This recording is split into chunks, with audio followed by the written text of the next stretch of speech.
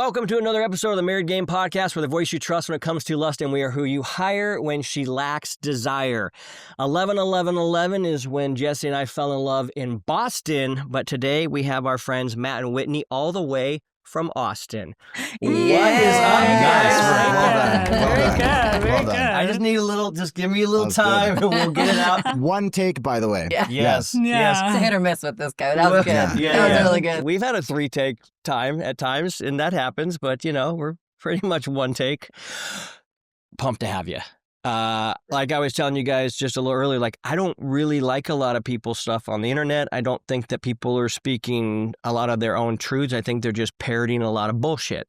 And that is the exact opposite with you guys. And when I got to meet you in person at the Man in the Arena, we just got to exchange that energy. I was like, man, I really want to get to know you guys, and I would love to have you guys and have them get to know you guys and your story as well. So welcome to the Man Cave. Welcome to the show. We're grateful to be here. Thank you for having us. Yeah. And we just found out 15 minutes ago that you guys also are in love with jiu-jitsu and have been in love with jiu-jitsu longer than I've been in love with jiu-jitsu. So that made my heart very happy. So take us back to the beginning. Well, first of all, why don't you introduce your guys' selves, how you want to introduce yourself, and the way that you go, hey, this is who we are, this is what we're about. And it's going to be about marriage stuff, because that's what I like, what you guys are talking about, man, women, that type of good stuff. So I got a million questions, but intro, hey, this is who we are, this is what our gig is. Matt Enns, Whitney Enns, my beautiful wife, and we run a company that helps men whose wives are leaving them or planning to leave them save the marriage. So guys who are on the verge of divorce. And then we work on understanding women, understanding marriage, understanding the unique roles that men and women play in marriage, and then working on them as a man so that she doesn't want to leave anymore and they can live happily ever after. Take us back, because normally the people that can teach us the best, they understand the road because they've really been down it. So what led to this? A lot of pain, essentially, which is always the answer, like you said, with any good coach, right? We had what I would consider a pretty modern marriage. Neither of us really knew what marriage was, what roles we were supposed to play. We weren't necessarily at great places as individuals. We got pregnant unexpectedly just over a year after we'd been dating. We were talking about marriage. We were very close, but that accelerated things. And so we were kids. We were 25. Yeah, 25 years old. Had a kid, and we're like, okay, life, marriage, being a husband, being a wife, figure it all out. And it took a little while to figure it all out. I was a very anxious person. I had really bad social anxiety. I was an alcoholic. I've been getting drunk pretty much every day since I was about 17, 16 and 15, 16, it kind of started. 17, it really accelerated. And I don't mean have 4 or 5 beers. I mean drink until I passed out pretty much, and daily. What caused that? What were you, what was the process there? Pain is the short answer, but I have an autoimmune condition that I hadn't had diagnosed. So I was in really severe state of inflammation all the time. So body hurt, racing thoughts, anxiety, depression. And since I'd been there always, I didn't actually know. What I would have considered a 7 out of 10 good day back then would be a 0 out of 10 now. I didn't know how bad I was feeling because I'd never felt better. And yeah, anxiety, I didn't have a lot of integrity. And when I drank, it didn't bother me. I wouldn't say you didn't have a lot of integrity. I think you've always had a lot of integrity. I had morals, but I didn't follow my own morals. I had a very strong moral code, but I didn't follow it as closely as I could have. When did you guys meet? We were 23. Okay. Yeah. Right before we turned 24. We're the exact same age. So we were both 23. So that's She's a little bit older than me. 2 days older. Yeah. We're born, 2 days, yeah. Okay. You guys just pierced the matrix at the same time. Well, yeah, you guys are 11-11-11, and we met on the 5th, which is one of my best friend's birthdays. And then, July 5th. And then 2 days later was her birthday. And then 2 days after that was my birthday. So 5-7. Yeah. And I didn't recognize that he had an issue with alcohol because I don't know, when you're that age, everyone's just drinking all the time. It's college, whatever, you were getting your master's at the time. And so it seemed normal, and then I think you did it after I went to sleep a lot too. You kept drinking after I go to bed. I didn't know. Yeah. It wasn't until after we had our son, and then I was like, oh, this might be a problem. This is all the time. Yeah. So I didn't even really clue in for a long time that you were struggling. And I feel like it was more you had so much anxiety and like you weren't able to be your real self. And I feel like that the pain of, existing in this fake or false version of yourself is what led you to drink, I feel like. Yeah, that tension between I'm going to pretend to be this person, but some small part of me is aware that I'm someone else. That tension takes a major toll on the body and the mind and the psyche, right? And and so I needed alcohol. It was a medicine. It wasn't a medicine without like really damaging consequences, but it was a medicine. Yeah, I got it. Yeah. Okay, so you guys now we're in year 1, and things are getting a little stressed out, a little rocky, or had they already been that way, or what? No. We dated for about a year and a half before we got pregnant, and then got married really quickly. And that time was really fun. Like, it was great. We were just like kids having a great time. We had lived together. We moved in together. Lived in this really cute apartment across the beach, and everything was wonderful. It was really just, I think, getting thrown into the responsibility of all of a sudden having to be real adults, which is like marriage is one thing, kids is another. Kids is where everything really gets serious and where you have to really show up. And like, there's not room for, as parents, you make tons of mistakes anyway, but like your mistakes are mirrored back to you so quickly and you have to deal with things so quickly. Like, you have a child, right? Like, your child is dependent on you. And so Matt he went into a career right away that later he realized was not for him because he had to support his family, and he was working insane hours just trying to support his new 25-year-old wife as a 25-year-old and and then our little baby. And I think it was just, I don't know that anyone's ever prepared, but having something established beforehand might help you.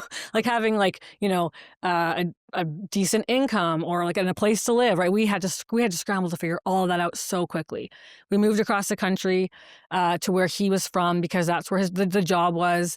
And then I didn't have any family or any friends or any support.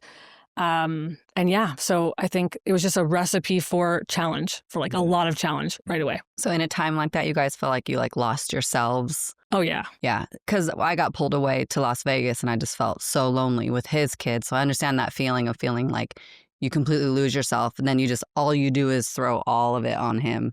Cause you're like, what else do we do? And then back at me. Yeah. That's a hard time. For sure. And Matt, like, I'm sure as he gets into it, you'll hear he's a big proponent of taking full responsibility and accountability, especially as a man, because we do believe that men are like the leaders of the household, and we are very traditional in that way. So he'll speak to that. But I was definitely putting intense amount of pressure on him. Like, I wasn't helping the situation at all. Like, I was relying on him for everything, for my friendship, for love, for support, for, hormonal issues that I was struggling with after having a baby, postpartum depression. It was, and then supporting us and becoming a man. Like, there was a lot of pressure on this guy. So. And you were in an industry, what were you doing at that time for work? So investment advisor, which in Canada basically means you run their stock and bond portfolio, insurance, financial planning, all that. And that was just sucking the soul out of you, or what? Yeah, I mean, it's a hyper competitive career. Like, my rookie class, within 1 year, 85% of them were gone. And I was the youngest person in my rookie class by quite a lot. And they basically, you get a salary which isn't much for a year, and then you get a phone book, and they're like, call. And if you have enough clients by the end of the year to live, then you get to stay. And if you don't, you got to leave. And so I was just in this grind for the first 4 or 5 years, like cold calls, door knocking, seminars, meeting people, networking, just like nonstop all the time. And it was amazing. Like, it definitely taught me so much, but it was not a good fit for my personality. I wasn't passionate about it. Yeah. But it took me 10 years to figure that out. Yeah, well, you're probably indoctrinated by the same system we were, that you just got to do whatever you got to do to, provide for your family, which is not a bad ideal. It's just when you're doing something like this, you're like, what is this, my life? Is that what you were feeling there? Like, is this really what I'm going to do with the rest of my life? Well, yeah, because our lives kind of got turned upside down. I was like, I don't know who I am. I don't know what I want out of life. I don't know. I'm like a lost, drunk child. And I was like, but I know I have to provide for my wife and my kid who's on the way. I was like, that's one thing I know. And so I just did that. And then you wake up 10 years later and you're like, is this actually what I would have chosen for myself? Is this the vision I want for my life? Is this fulfilling? Does this make me happy? And it got to the point where like I could not read another stock analysis. I could not read another economic forecast. Like I just could not do it.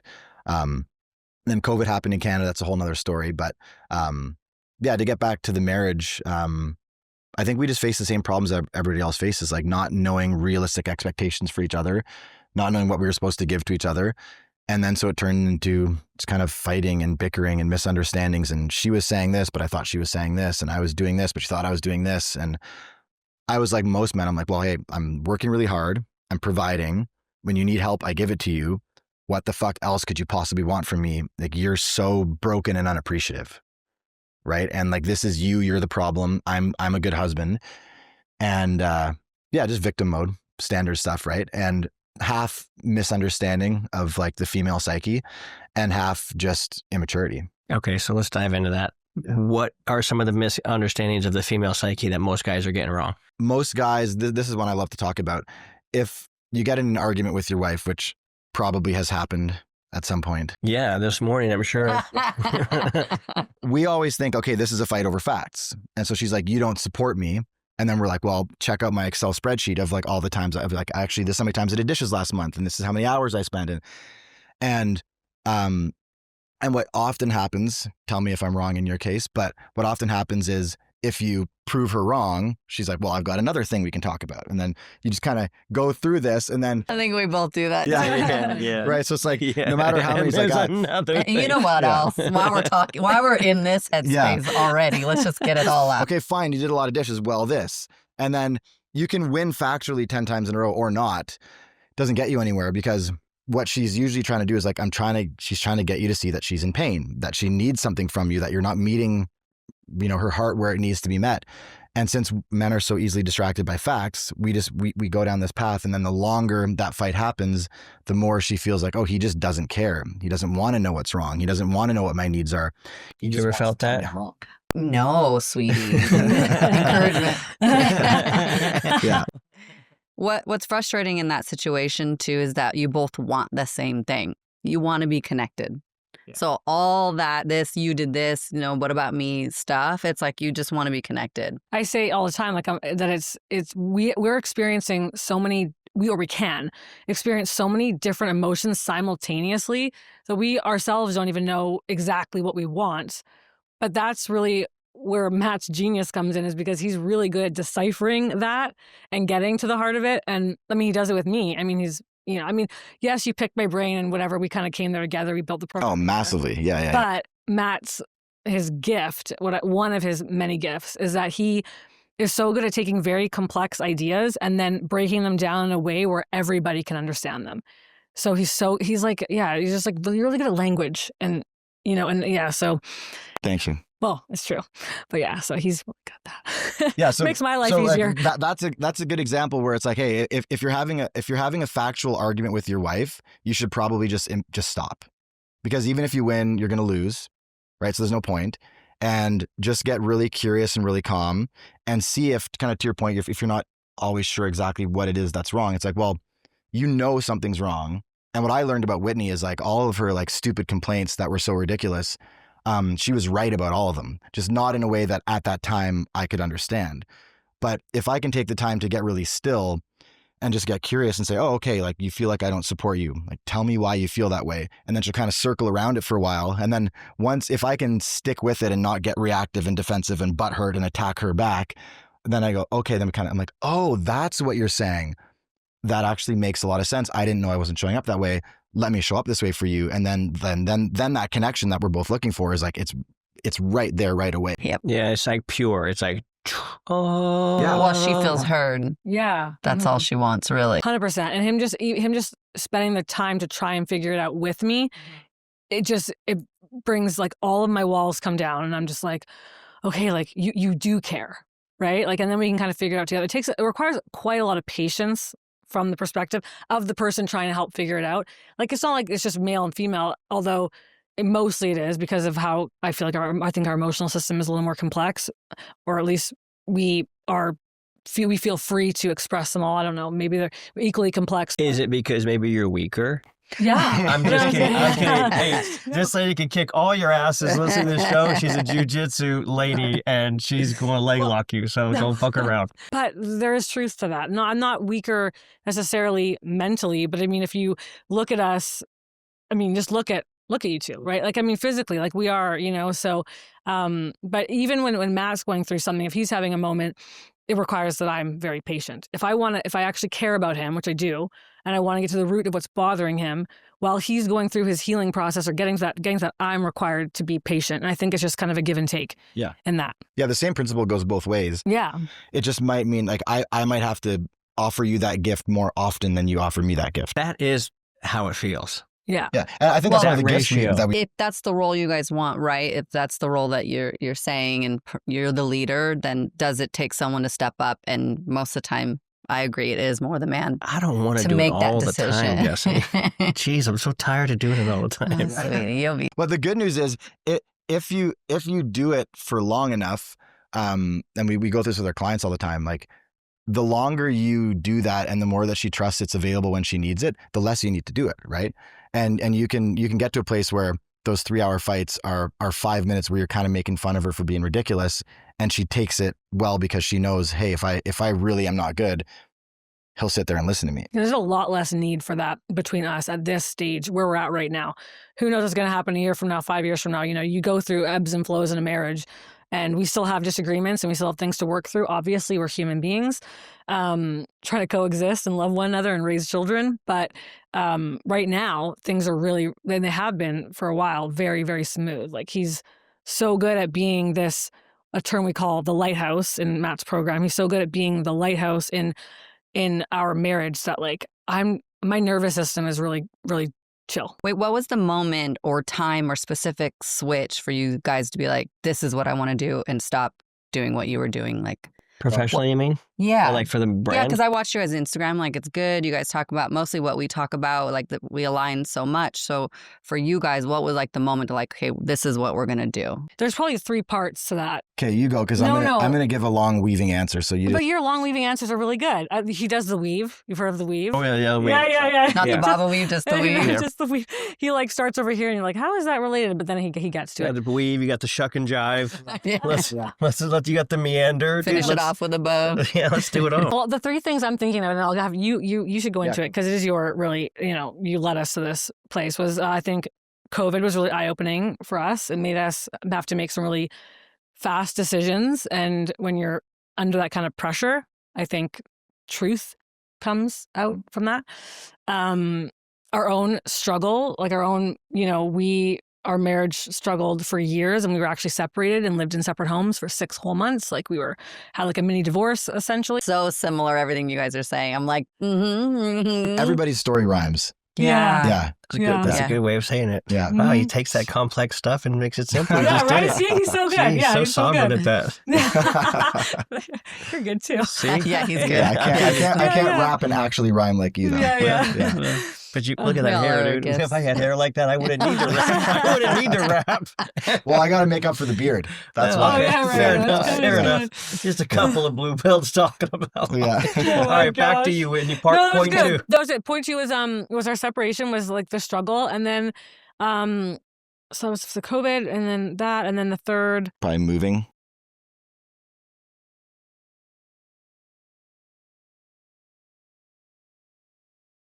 Yeah, like Weave that. yeah, Weave we it. bring it back together. Okay. Yeah. Yeah, I'm not exactly good at being concise, so I'll do my best. But the short answer is how this all came about is like everything else wasn't working and it was all collapsing. So I was at a place in my career where financially I was doing really well and I was about to do like really, really well. But I was unhappy and hated it. I mean, I didn't hate it, but I didn't love it.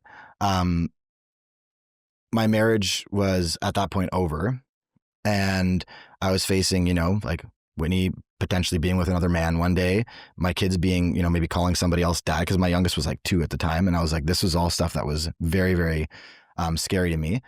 And I was like, okay, clearly the approach I've been taking isn't working. So like, what can I do? And I decided that I was just going to pretend it was all my fault. I was like, instead of blaming her for everything, because she's unappreciative and she's crazy and she's irrational and she doesn't know how to be in a healthy relationship. I was like, what if I just said, I'm going to only and exclusively focus on the things that are my fault, and that's it. And when I started analyzing our relationship, because we weren't together at that time, we weren't talking, I mean, finances and the kids, but other than that, we weren't talking. When I analyzed the history of the relationship through the lens that this was my fault, I found out it was mostly true. And I was like, oh yeah, like she was doing all this stuff. And I was like, well, yeah, that kind of comes back to like the emotional environment I was creating in the home. And she wasn't showing up for me in this way, but she was kind of just following my example and my rules. And I was expecting her to follow rules that I wasn't following. And I was like, oh, she doesn't follow the rules that I say she should follow. She follows the rules that she sees me following. And the rules that she saw me following were play the victim, blame the other person, tell them they need to change, and be very certain in the knowledge that you're already doing everything right. So as I analyzed that, I was like, oh, and then I went to Whitney. Such a recipe for disaster, huh? Yeah. Yes, we all know here. Yes. I was that guy too, man. I was like an A member on that club. I was absolutely certain that Whitney was like very flawed and toxic, and that if it was any other woman, I'd have no problem. 100%. Like every guy I work with. Yeah, that's what I thought too. I called my best friend saying, dude, I think I got the wrong one. Why did I pick the wrong one? Again, the fucking wrong one again. Yeah. Whitney, but how did you guys get back together and like overcome all of the bad relationship you had with him? So when Matt came to me and he was like, I got it all wrong. Like I see everything that you were trying to say. I know that this is my fault. And it was like, he didn't just take some accountability, like he took radical, extreme ownership of everything. And it was unfair, to be honest. Like it was, yes, he's a leader and yes, he was setting all that up, but I contributed, of course, right? But he took extreme ownership. And I was just like, oh my goodness, you get it. Like you actually understand what I've been trying to tell you for so long, and you don't think I'm a monster. Like you don't think because for so long, part of why I couldn't, or why I felt like I couldn't be in the marriage any longer was because I felt like he hated me. Like I'm like, you don't even like me. Like you're just here because you're a good man and you're doing the honorable thing and you're staying because you want to keep your family together because you love our family, you love the kids. And I get that and I respect that, but I want to be with someone who loves me for me and who cherishes me, who thinks I'm special, wonderful, right? And that was not what I was receiving in our marriage at that point in time. And so when he came to me and he was like, you're the love of my life. I completely messed up. I know it all. Like, please, will you come away with me for a weekend? And I have so much I want to talk to you about and tell you. And I agreed to do that. And then we did. And it was everything I'd ever wanted to hear. And it was really, it was rough because we were at such a broken place and the marriage wasn't by no means healed. It was still very broken and very damaged. And the pain that we put each other through was still very raw. But the first year back together, I want to say after that, so I agreed, okay, yeah, for the sake of our children and for the sake of this man who's coming and bearing his soul to me, I want to try again. Makes me, I get emotional when I think about it. Sorry. Us too. We were right there. Yeah, just I can. One day, maybe I won't. But every podcast, by the way. I love it. There was one I didn't. There was one I was chill the whole time. Yeah, we don't want to be that one. Yeah, fuck that one. Like the tears. Yeah, fuck that one. Keep crying. So that first year back together wasn't fun at all. It was like really, really difficult to go through the healing. The healing of the separation was like healing from that experience was a whole other thing. But that year was just, it was so raw. That's really where a lot of the healing was done. And it's interesting because, there's a point, and we talk about this with a lot of the men that we work with, that they can't see it right now, but there's also a point where the woman comes around too. Like we need you to take ownership. If you want to be the leader, if you want to be the captain of the proverbial ship of our family, like you have to take ownership. But inevitably, eventually, we do too. Like I did have to step in and be like, hey, here's where I messed up. Like here's where I hurt you. That was really hard for me. And that was really painful. Admitting that to myself, admitting that to him, like having conversations with him where I was like, where I started to see my own flaws. It was like, it would have been so much easier, honestly, to just start new and not have to look at myself.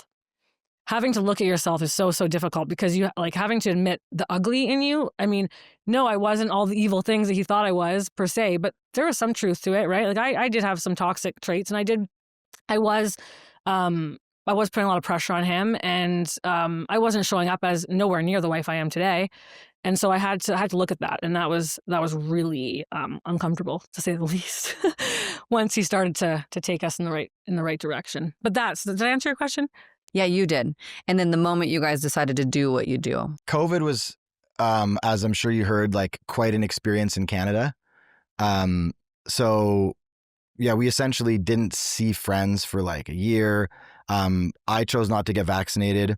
I didn't see that it was going to do any of the pure things. blood. Yeah. Okay. There you go. I was looking at it myself, and I was like, I don't think it's going to prevent transmission. I don't think it's going to prevent like getting it in the first place, infection. And I'd already had COVID. So I was like, there's no reason for me to get this. I'm immune. I had an immunity test done. Both of us. Had evidence that I was immune. And yet I was still required to get it. And I saw that so much of it was just fishy. And I said, I'm not willing to do that just because somebody says I have to. And I was the only person in my office of 60 people that had that perspective. We had one other couple friend in our friend group of like 100 people who had the same perspective as us. And so we were very, very isolated. And I made a decision, I am going to live for my values no matter what the consequences are. And when I sat down with my manager and had that conversation, I found this well of strength in me that I didn't know existed. And I was like, oh, I'm way stronger than I thought I was. And I said, I'm going to build my life around that. And then I spent the next 6 months kind of figuring out what I wanted to do next. And I kept coming back to coaching, kept coming back. I did like the Ikigai exercise, if you're familiar with that. It's like a Japanese term that essentially means purpose, but it's the overlap of what you love, what you're good at, what you can get paid for, and what you think the world needs. And I kept coming back to coaching. And at this time, we were a couple weeks away from an election in Canada, and I knew Trudeau was going to be reelected, and I knew if he was going to shut down travel. And I was like, if we want to not be here for potentially years and stuck in this like socially isolated world, our kids got kicked out of daycare, couldn't watch my because we son weren't play vaccinated. sports. Our daughter was kicked out. Couldn't go anywhere in public except for the grocery store. And every time I went, everyone was giving me shit because I wasn't wearing a mask. And I was like, we have to leave now if we want to leave. So we packed up our bags, went on a vacation to Austin. And then, a few weeks later, the borders were all closed. And if we hadn't left then, it would have been 18 months before we were able to leave Canada. Canada had a rule where if you weren't vaccinated, you couldn't get on a plane, a train, a bus. You couldn't do anything. You couldn't cross any borders. You couldn't cross interprovincial borders. Yeah. And so we went down to Austin, and I was basically like, fuck this. Like, I'm not going back to a place that betrayed me in that way. I'm going to live with people who share my values. And so we started Sovereign Man. I was like, if only somebody had been there to tell me what I know now earlier in my marriage, like I would have saved myself so much pain and saved my family so much pain and saved my wife so much pain. Because if I had known this, I would have protected her from all of this. And I was like, okay, so I'm like in my mid 30s and I'm like a very introverted person who doesn't use social media, and I'm going to go on Instagram and start talking. And everybody in my life knows that I'm a mess and knows that I'm an alcoholic whose marriage basically just failed. And then on top of that, they all think I'm insane for the COVID thing. And I'm like, well, I'm going to just go on Instagram and start giving people advice. That's the best setup ever. Yeah. That's the best setup ever. Yeah.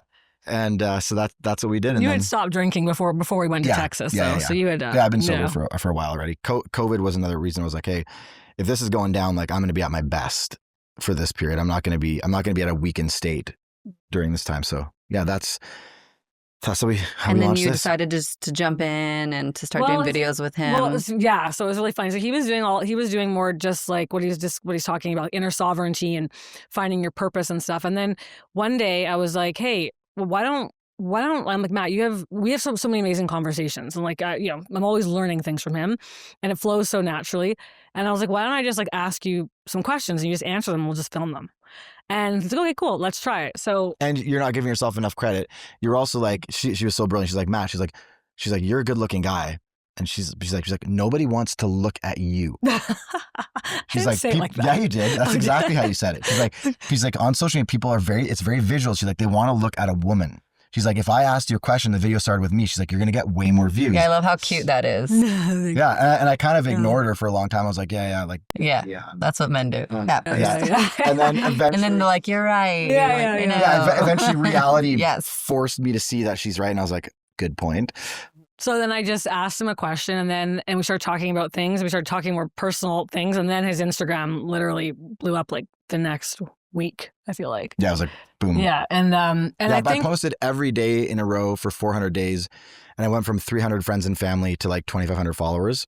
And then when Whitney started opening up for me in the videos, we were at 30,000 followers like a month later, and then it just kept it going. was up also and up and up. the nature, like the content, because we were having more real. We were just being more ourselves and just having real conversations, and talking about something that was really true for us, like the pain we'd experienced. And I think, majority of people are in that kind of pain, especially in their relationship. And so I think it hit a nerve, and people were like, I want more. And I think, and then also the fact that we are, like you two, we're a success story. Like we overcame that deep pain and struggle. And I think everybody who's in a marriage, for the most of them, want to get to that place. They don't want to get divorced. They don't want to feel that way, right? So, and then we've gotten more and more open over the years, and we openly discuss that. Matt will share that what he was, who he was at the time, what he was doing, and also that I was literally repulsed by him for a period of time, because I didn't want him to touch me, right? And then he went from that to me, I can't stop touching him. Right. So a lot of men feel like, oh, well, if this is where she's at, she's never going to, how could she ever come it always around? seems so final to the men. Right. Yeah. But it's like, no, if you take the lead and you do it the right way, there's a right way. There's a right way and a wrong way to do it. And I'm sure you two align in a lot of the ways. Yeah. Well, she was attracted to you in the beginning, and she didn't have a choice at that point. Exactly. Mm-hmm. So go back to that guy and watch what happens. Yeah. Exactly. Huh. See? 11, 11, 11. You Got couldn't it. stop yourself. Couldn't get enough of that big That boy was Yaki fun. in the house. You damn right it was.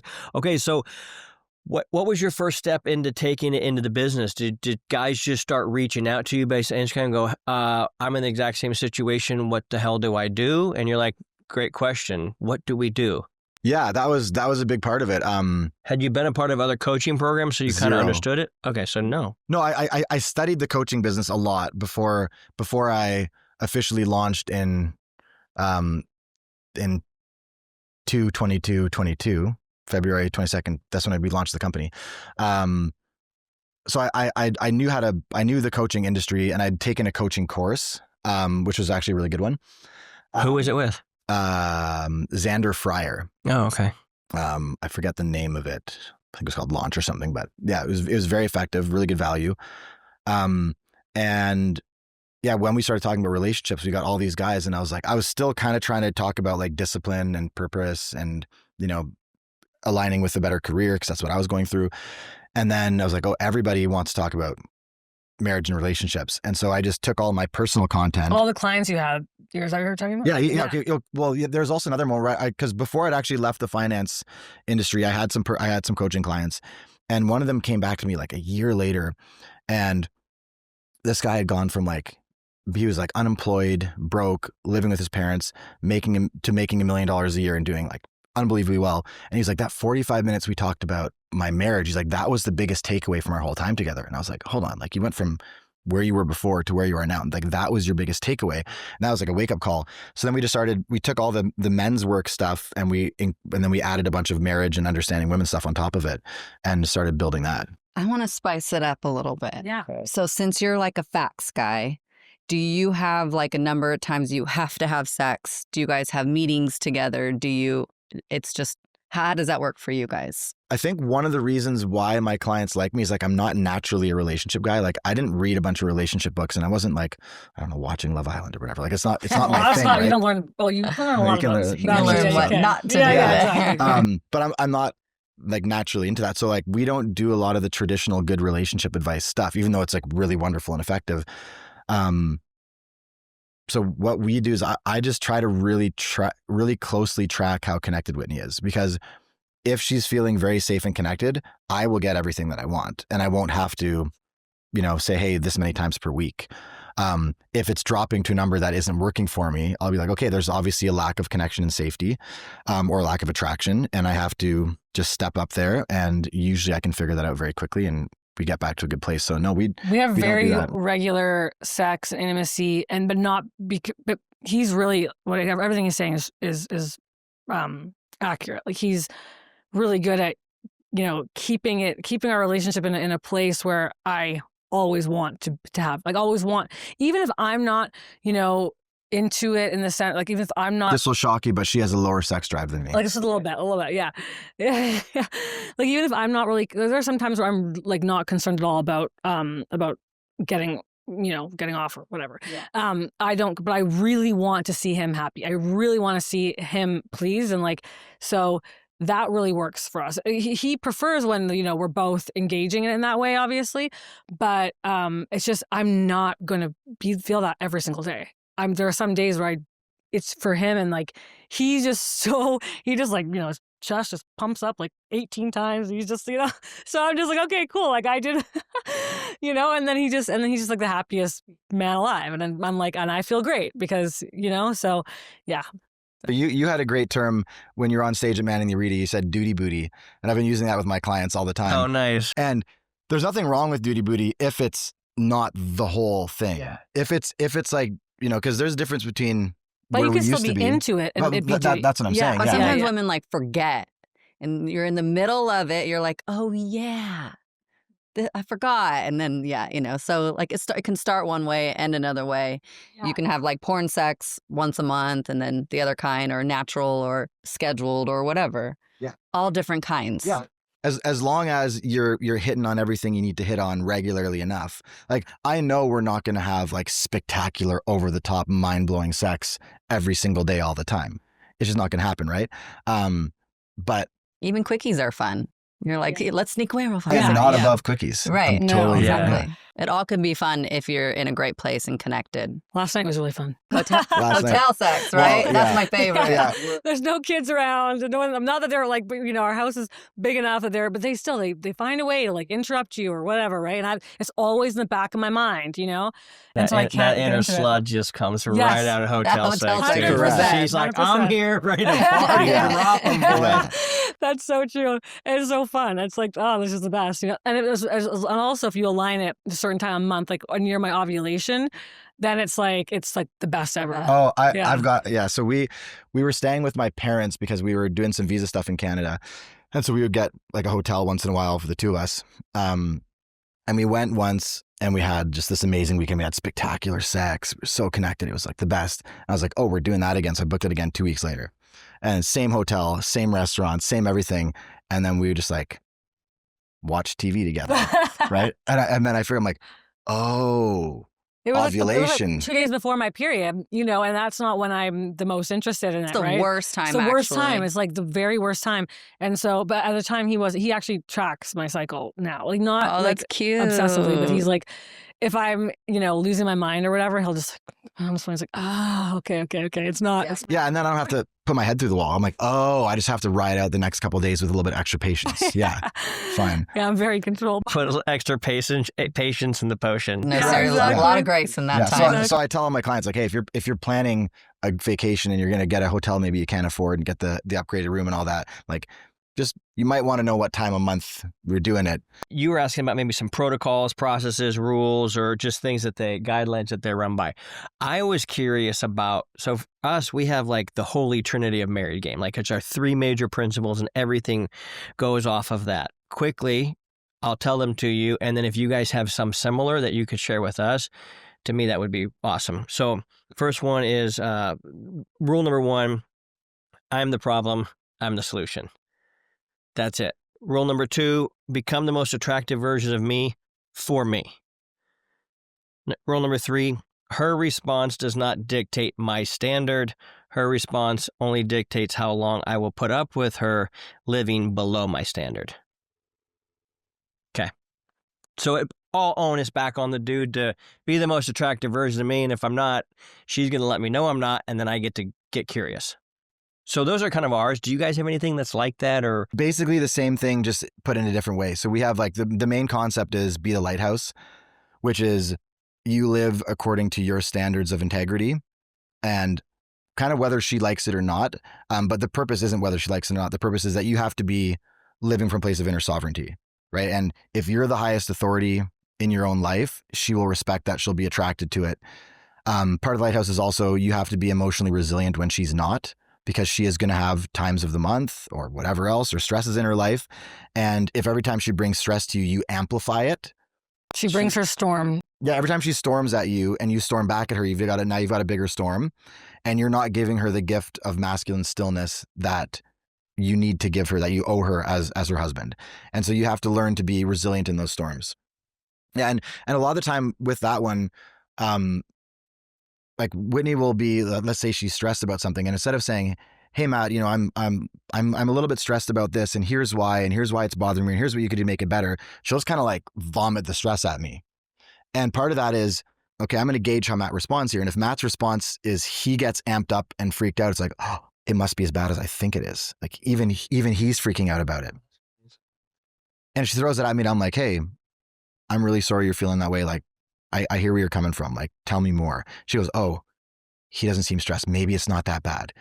And then just by my stillness, then she can kind of like work it out herself. And I don't have to really do anything except just, be there, and you'll kind of just like talk your way to an answer, and then everything's fine and we're super connected.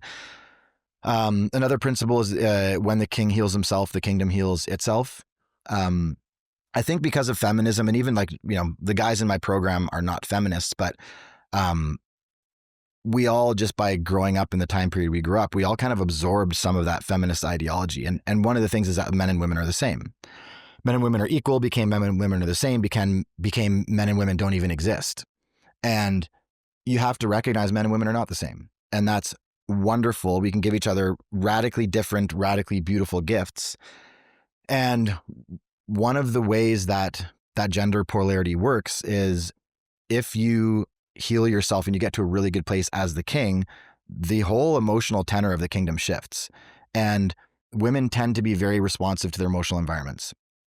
And if you're creating an emotional environment that's intense and amped up, and, love comes from performance, or you're really anxious and you're people pleasing, it's like, that's going to be a chaotic kingdom. And she's going to feel that, and she's going to amplify that energy that you're giving back at you. And then it's going to upset you. And so you have to be at a good place as a man. And if you are, she's likely going to respond to that very, very quickly. And it's so cool to watch, guys come in. I'm sure you guys get this all the time, where she's like, no, you don't understand. My wife is different. Right? She's never done this. She'll never do that. She's always like this. And it's like, okay, well, what are you like? Right?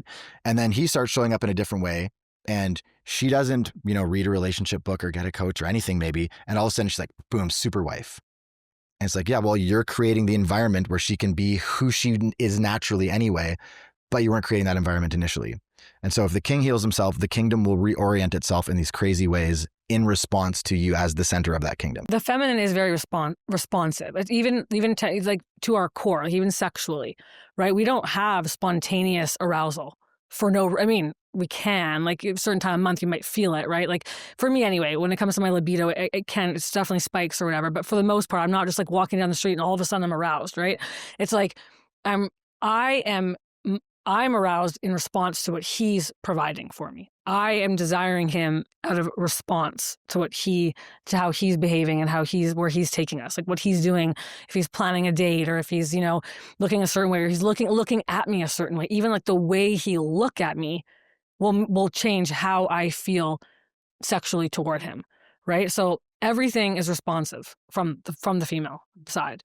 And not so that we can't, be leaders in our, in a different way. We can in different environments, but in the home and in our marriage, and everything is like a response. Those are kind of like the core tenets. Those are the core tenets. Yeah. Like we have like stages that we go through, because we're very specialized in helping men on the verge of divorce save their marriage. Right. So everything's kind of centered around that. What's he thinking through in that moment, so that the guy that out there that you could help, it'd be like, that motherfucker gets me. Like where's that guy in his mindset? Oh, he's at a dark place. Aside from the really obvious pain of potentially losing the woman he loves, access to his children, half his savings, his reputation, moving to a different place, getting new friends, like creating an entirely new identity in life, aside from that unbelievable pain. If you're rejected by the woman that you love, it's a very unique pain, right? We're mammals, and most mammals engage in what's called female selection, right? Which means the moose butt their antlers together until one of them proves stronger, and then the woman chooses him, right? And the same thing happens with humans. And so if your wife is rejecting you, part of our mammal brain goes, oh, it's because I'm not worth mixing genes with, right? I am not good enough as a man. I'm uniquely broken. I'm uniquely dysfunctional as a man. And I tell my clients all the time, like, I've got whatever you think the most manly, attractive human is, like, I've got those clients. I've got billionaires and UFC fighters and special forces guys, and they all have the exact same thing. They haven't been laid in years. Their wife, is texting somebody else or even seeing somebody else. Like, it's a function of the relationship dynamic. It's not that you're uniquely broken or unattractive or dysfunctional as a man. Like, there's nothing wrong with you. This is just, if you can switch the relationship dynamic, you will all of a sudden be the same man, but massively attractive to her. So yeah, my bottom line for those guys is, like, if you're feeling like you've done everything you could possibly do, if you've broken your back, you can't work any harder. It's like, it's not a matter of effort. It's not a matter of you not being good enough or not working hard enough. It's that you're doing the wrong things. And if you can fix that and the right dynamics to create, you can do 20% of the work you're doing and have 1,000 times the benefits. You can have the same wife, but all of a sudden she's taking accountability and she's appreciative of you and she's telling you how amazing you are and she's bragging about your marriage to your friends. It's like, same wife 3 months from now, if you understand how those relationship fundamentals work. I feel like there's a time when guys come into our program, and it's never the same for each guy, but there's eventually a time where he goes, oh, yeah, I get it. You're like, oh, okay. Do you guys have that? Is that big time? Okay. Big time. Yeah, we have a few moments like that. When someone gets it, you're just like, oh, thank God. Like, our work is done here. Not done, but it's like. And they're like, energy is better. The way they talk to you, the less needy, like they're empowered. And you're like, you do get it. I love seeing that, exactly what you're talking about. Like, they get on the phone, and like the first few times they're kind of pale faced and they're like, yeah, I'm doing okay. And then they get on the phone call and they're like, hey, and they're like, their voice is deeper and their chest is open and you're like, But yeah, two moments. One is, I kind of try to scare the shit out of everybody initially, because I want them to have kind of a moment where they go, oh, I got everything wrong. Like, I want like a real gut punch moment where they go, like, no wonder she wants to leave me. Like, I don't even blame her. How do you do that? Through modules, through your own teaching? A few key concepts. I could explain like one or two of them. You want me to get into one of them? Sure. Because we do this with our modules. We make them go through the modules before they talk. And then they go, all of them are like, what the fuck did I just see? Yeah, exactly. Yeah. So in the first module, there's like 5 key concepts. So one of them is what I call the fear factor. And this is trying to get guys to understand that women have a very different relationship with emotional safety than we do, right? So if I ask you, like, when's the last time you were afraid for your physical safety? Never, right? And I ask combat veterans who lost, 15 friends in Iraq, and they say, I don't remember when the last time I was afraid, right? If I ask you when the last time you were afraid was, when would that be? We went through a move recently. Okay. So recently. Yeah. And when you ask women, they're typically like, it's usually not much longer than a few weeks ago. And it's often like yesterday, right? It's like, well, I was walking to my car after I got out of this, restaurant, and my car was not under a light. And there's this guy over there, and I walked into an aisle in Walmart, and like, there was only one other guy in the aisle, and he was kind of creepy. Like, we don't have that. We're kind of like predators, right? We're like, we have a goal, and like, we tune everything else out. And we know jujitsu. So no big deal. You're a blue belt after all. I mean, almost. He said he's going to give it to me. So Okay. That means I'm like there. A functional blue belt. You're there. In reality. I tab blue belts. There you go. That means you're a blue belt. Then you're there. Praise the Lord. Yeah. So we walked them through that, and then, trying to get them to understand that she has a much higher threat detection alert system than you do. And so if you are even annoyed with your tone of voice, part of her body, whether she's conscious of it or not, goes, I'm unsafe. Because at the end of the day, great example. It's like, you're how many pounds heavier? A lot of pounds heavier, right? You got a lot more muscle. You're much more capable of violence.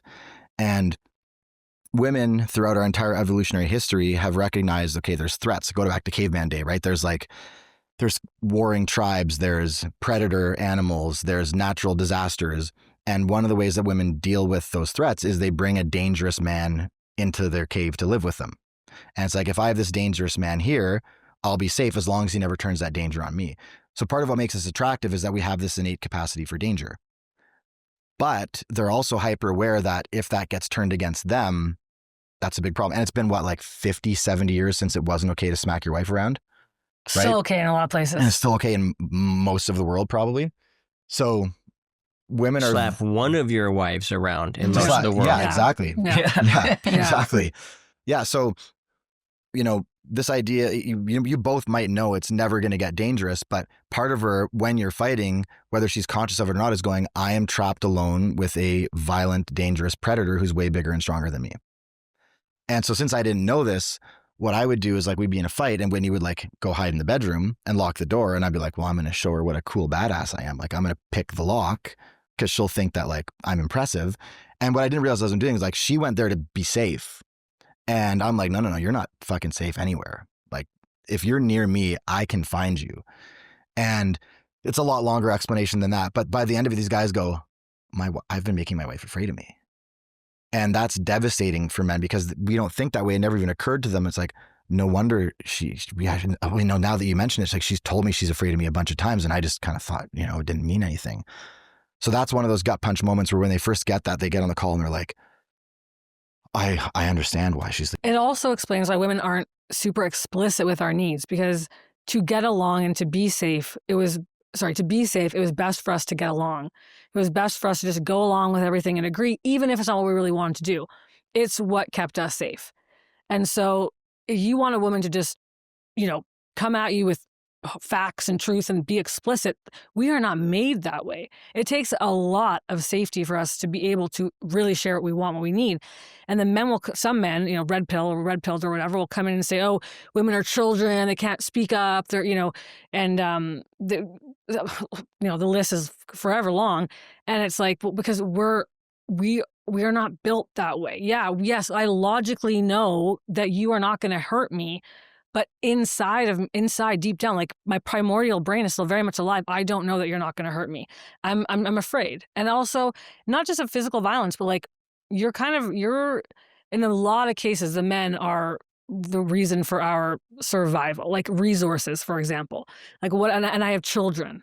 So it's what am I going to do if you decide that you don't want to be with me anymore, or that I'm, you want to leave me and whatever. You felt all these things before. Oh yeah, it's such an unsafe feeling. Yeah. So how do you thrive off that feeling unsafe constantly like that? Exactly. Yeah. How do you relax and soften when you're... No. Yeah. And you want a feminine woman to rely on you, but then we're combating this. I have to be able to fend for myself at the same time. So it's I have to have these walls and I have to be in my masculine to feel safe in this marriage. But that's not what you want, right? You don't want that. Most men don't want a masculine woman. Yeah. So yeah, everything that Matt is saying is just, it's so true and such a deep level. And so many men they're not taught it. They just don't know. We're not taught this stuff. It doesn't occur to us in our own lives. So why would we think it occurs to you? What's another concept that's like that, that's in your modules? That's the one thing is you get the gut punch moment. And then the next one is the first time they actually practice the lighthouse. So I'll kind of take a different angle on the lighthouse idea. So they'll, be fighting with their wife all the time. And then they'll get the lighthouse concept, and then they'll get back on the next call and they'll be lit up and they'll be happy. And it'll be hey, what happens? Oh, we had a fight. And they'll be excited. And it's and I just asked her questions and I stayed really calm. And she said some stuff that kind of offended me and I got defensive, but then I remembered what you said and I didn't get defensive. And then I just and then we had the best sex we've had in years afterwards. It was amazing. And then the guys start looking forward to fights because they're I know if this fight goes well, I know where it's going to end up. If I do a good job of being that stillness for her. There's payoff to this. There's a payoff to this. It's I get the wife I want, and she was connecting me and it can be small stuff because some of these guys, they haven't had sex in years, living in separate bedrooms. She's it can be as small as she held my hand. We haven't held hands in years, and I didn't put my hand on hers and she didn't move it. She actually reached out and held my hand, or she sat closer to me on the couch, or she sat on the couch with me instead of in her normal chair when we watch TV. And then the guys are just lit up because they're oh, I know how to navigate this now. Like I actually know how this works and I know the role that I'm supposed to play, because guys just want to know what to do. Like that's the problem with therapy, right? Is you go and get your feelings validated for an hour and the guys walk out and they're like, so what do I do now? Right? And they're like, oh, I know how to handle this. And they're like, okay, now that I know what to do, I'm not intimidated. I'm not afraid. I can.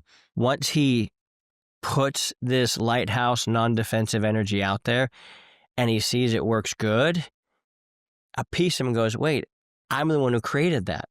And that is the most sovereign feeling ever, that I can create something that I actually want in my life by being something. That's fucking powerful. That's a way better way of putting it. Yeah. Well, that's what happens.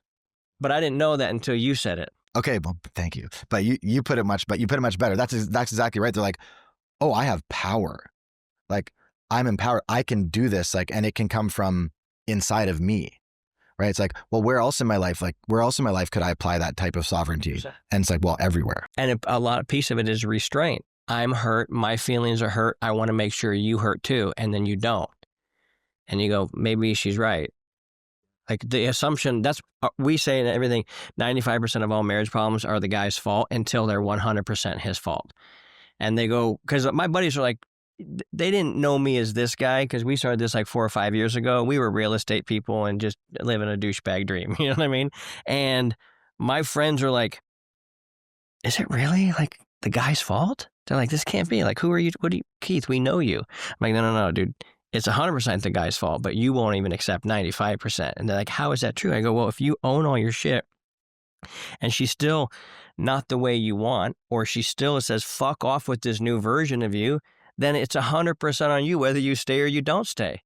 So it's actually 100% you. You're going to get what you want. It might not be with her. And we teach guys to say that. I want a radically passionate, awesome, connected sex and marriage with my wife. And I hope it's with you. But I'm going to get it because I just fucking deserve it, which means I deserve to go do all the bullshit about looking at my own bullshit. So what else? Keep telling. Brilliant. Well, on exactly that point, because I think we're aligned on absolutely everything. If you take that radical ownership, and it depends on the marriage, right? For a month, 6 months, a year, 2 years, whatever your thing is. And at the end of that, you're not getting back what you need. You'll be in a place of such internal strength that you won't have to wonder, well, like, should I keep trying? Or like, I don't know. You'll be like, hey, I love you and I really want to make this work. You're not willing to work with me. So this is the decision that I have to make. And I won't need to coach them through how to say that. Like they'll get there because they've been living from that place of responsibility, that place of strength, and they've developed that internal strength that it becomes. Is there a telltale sign that you found that these guys found? Because for me, it was the energy of they felt like, oh shit, I'm settling by being with her now. That's the only best way I could explain it. Yeah, that I would say that like the typical encounter where I notice that happens is they'll be being the lighthouse. And part of being the lighthouse initially, and again, because we're working with guys who like their wife is out the door. It's like it is being a punching bag, right? But part of being a punching bag is that you stop being a punching bag, right? And you like let her get her shots in because you haven't let her get her shots in for 10 years. She's owed that. And then they have this moment where they're in, their 5th, 6th, 10th, fight since they've learned these new strategies. And they go, hey, I really want to hear what you're saying, but you're not going to call me an asshole. Like, if you want to say that I'm not showing up for you and explain that, I want to hear it, but we're not going to name call. And if we're going to name call, I'm going to have to end this conversation. And then all of a sudden, like, boom, this power dynamic. And that comes from, they now know, hey, I'm not running away because I'm afraid. I'm not telling her to shut up because I'm hurt. This is not healthy. And so I'm going to stop it. And they learn that by being the healthy partner, even if they're the only one for the first 10 fights.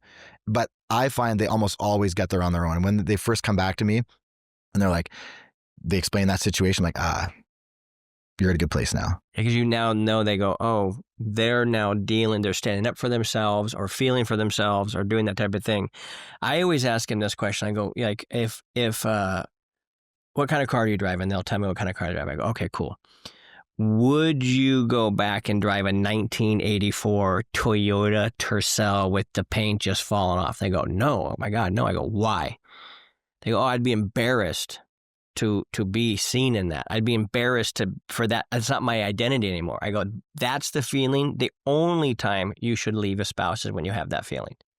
Is when you go, I'm positive as a motherfucker, and this person, every time I tell him I'm winning, cuts me down.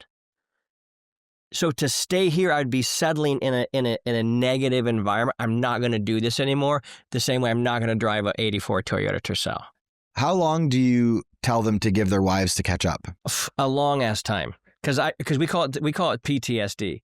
I'm like, you've probably been a douchebag for 20 years and we're not going to fix this in 20 days. The energy can shift, but the trust level, like that's why we say, when the trust goes up, the lust goes up. She has to finally actually trust that, oh, he's actually doing this for himself, not just for me. Correct.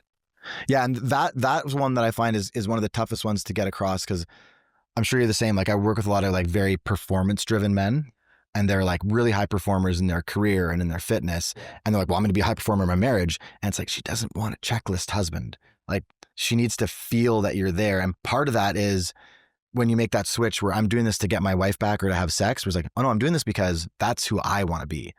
And if she likes that, that's an amazing bonus. And if she doesn't, that's sad, but I'll be okay. Yeah, that's that sovereignty you speak of. It's just streaks through all of the teachings.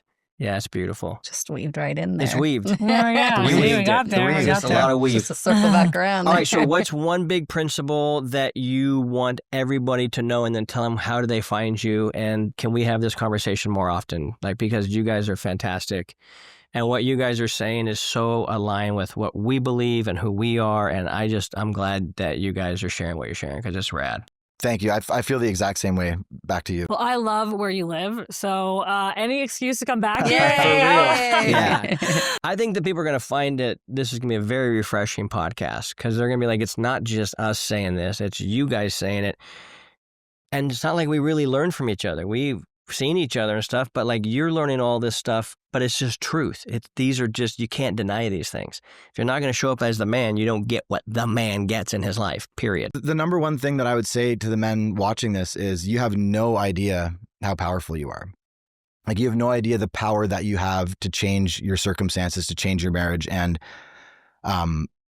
it's very rare that your wife is so far gone or diagnosable or whatever it is that your action alone can't just radically change everything. There's that scene in The Lion King, and I reference this all the time because we've all seen The Lion King. So, Simba comes back from being an irresponsible, bug-eating teenager, and he goes back to the kingdom. He takes it back from Scar, right? And what happens to the kingdom in the movie? The clouds part, the sun comes through, the grass grows again, the animals return. And that's the symbolic representation of when the king is at a good place, the kingdom will spontaneously, miraculously, in an unrelated way, seemingly just begin to flourish. And that all comes, and the reason why we can watch that movie and not go, that is retarded and doesn't make any sense. We can watch it and go, oh, I get it, is because that's true in our lives. Like if you do that as a man, as a woman, everything around you begins to reorient to match that king energy that you're bringing. So I would say, yeah, you're way more powerful than you think you are. What would you say? Honestly, that I feel like the words were taken right out of my mouth. But yeah, that men you have so much power. Men have so much more power than they realize. Like you, and I think they come to us when they're feeling the most powerless and they're feeling so defeated. But that is the best time to rise. I feel like it's really hard to reach great lengths unless you're at the bottom, right? You don't just go to the top of the mountain. Like you have to climb up the mountain. And we're more willing to make that climb when it's like when if we're more willing when it feels so far away. It feels so far away, you don't think you're capable, but that's when you have to really start going at it. And men just have so much more power, and they have all the power. They really can. Like he didn't think he did, and he changed our entire relationship. He changed our entire lives for me, for our children, just by doing what he teaches. By living what he teaches. And I think every man is capable of that. Oh, yeah. Well said. Okay, good. Because I was like, I don't know. If No, so nailed that was good. Yeah, you nailed it. Beautiful, Very good. genuine. No, Yeah, that's it's good. beautiful. Good. And where they can find you. Oh yeah, I'll see that as well. best place at _sovereign_man on Instagram. And you have also a book. find me. You have a book coming out Oh too. yeah, and I got a book coming up. I forgot to mention this on my last podcast. Oh, we got to This tell is my people weakness about here.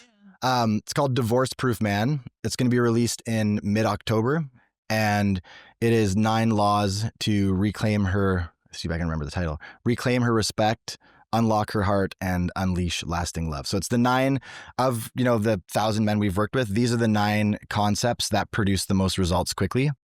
all in one book. Where do they go to find that? It's going to be on Amazon. Okay. Yeah. What's the name of it again? Divorce Proof Man. Divorce Proof Man. All right, Jesse, you got anything in that camera that you'd like to say based off of in the these guys? camera, but I just want to thank you guys for coming in.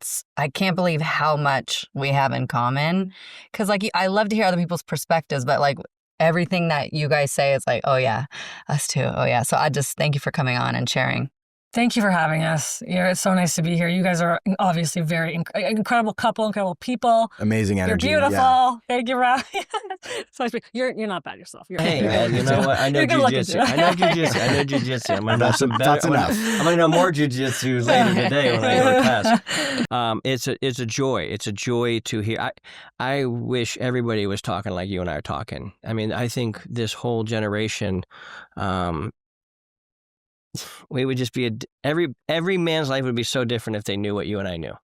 So I hope that the people watching, if they vibe with you and your beautiful hair and your beautiful wife and these beautiful concepts that you're teaching, that they go find you guys, go do the _sovereign_man. The _sovereign_man. It's a lot of underscores. So the sovereign man was taken when he had it. You know? That the sovereignty 1992 underscores. Yeah. I like it. Yeah. I like it. Hey, it's not just us talking about this. It's not just us sharing these concepts, and they are just true concepts. So if the truth will set you free, the bottom line is if you're not free yet, then you haven't discovered the truth. And if listening to these guys helped you open your eyes to that, go follow them, go find out what they're doing, go hire them as coaches, go deep into their program and have this type of energy molding and shaping and indoctrinating you to becoming the very best version of you. And if you go, I like reading books, well, then you will get the Divorce Proof Man over at Amazon in October. And if you're like, and I like what you have to say too, Keith, do you have a book? I'm glad you asked. In fact, we do. MarriedGameBook.com. MarriedGameBook.com. It is the secret playbook to primal sex and unlimited pleasure inside your marriage. So basically, if you want to get your wife turned on and you want to turn that nagging off, we encourage you to go to the MarriedGameBook.com. And if you just say, Keith, I want to talk to you, okay, go to MarriedGame.com. And as always, keep crushing it, because that shit is contagious.